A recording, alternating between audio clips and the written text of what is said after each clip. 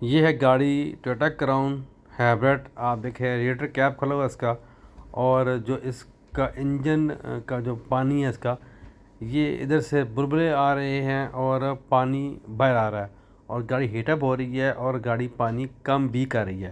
तो computer scan किया है तो कोड ये दे रही है, ये कोड दे रही है रिदम मिसफायर का, cylinder 1 misfire, cylinder 2 misfire, cylinder 3 misfire, cylinder 4 misfire और सिलेंडर 5 मिसफायर, सिलेंडर 6 मिसफायर।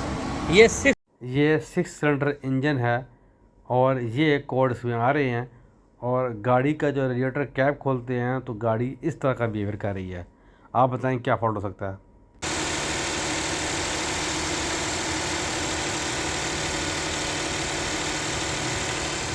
बस